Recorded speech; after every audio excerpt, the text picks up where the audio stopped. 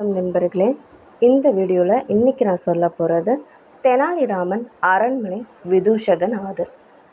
தெனாலிராமன் தன்னுடைய வீடு மற்றும் வேறு பொருட்களையும் விற்று பயணத்திற்கு வேண்டிய பணத்தை சேகரித்து கொண்டு தன் மனைவி, தாயார், குழந்தை இவர்களை அழைத்து கொண்டு விஜயநகரத்திற்கு புறப்பட்டான்.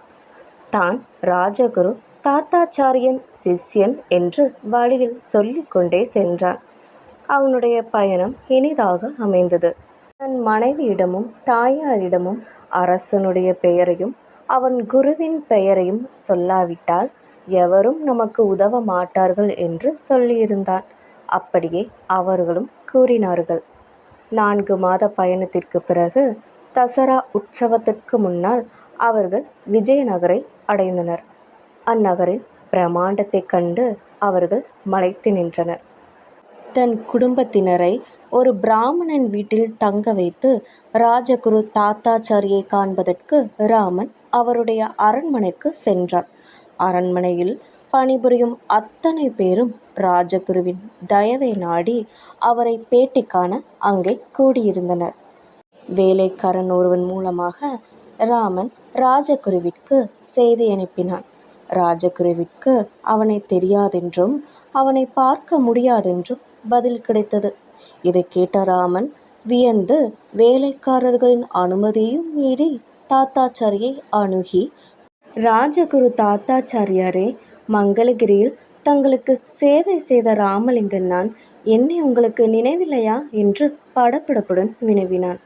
இவனை எனக்கு தெரியாது, வெளியே பிடித்து தள்ளுங்கள் என்று உத்தரவிட்டார் ராஜகுரு.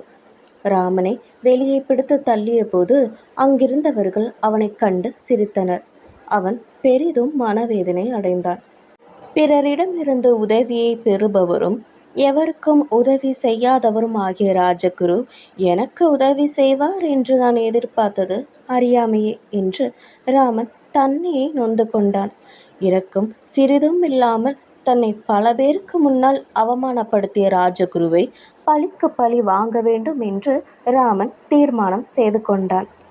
விஜயநகர பேரரசர் கிருஷ்ணதேவராயர் வித்தையில் சிறந்தவர்களை ஆதரிப்பவர் என்று அனைவரும் சொல்ல கேட்ட ராமன் தானே நேராக சென்று அரசனின் ஆதரவை பெறுவது என்று உறுதி செய்து கொண்டான்.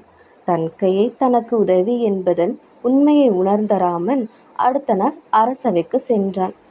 அரசவையில் ராமன் நுழைந்த போது அங்கே ஓர் சர்ச்சை, ஒரு விவாதம் நடந்து கொண்டிருந்தது. படித்த பெரியவர் ஒருவர், உலகம் முழுவதும் மாயை, நாம் பார்ப்பதாகவும் ருசிப்பதாகவும் தொடுவதாகவும் நினைக்கும் எண்ணமே அனுபவிப்பது போல் தோன்றச் செய்கிறது. நாம் அவ்வாறு எந்த காரியமும் செய்வதே இல்லை, ஆனால் நாம் செய்வதாக தோன்றுகிறது என விவாதித்தார். அங்கிருந்த அனைவரும் இதை கேட்டு கலங்கிவிட்டனர்.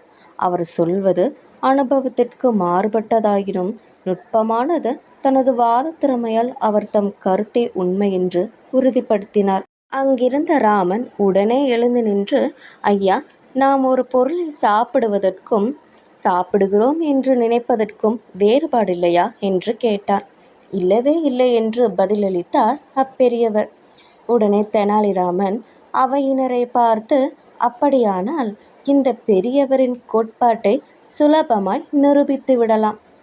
இங்கு அரசர் நமக்கு வழங்கும் விருந்தை நாம் அனைவரும் உண்ணலாம்.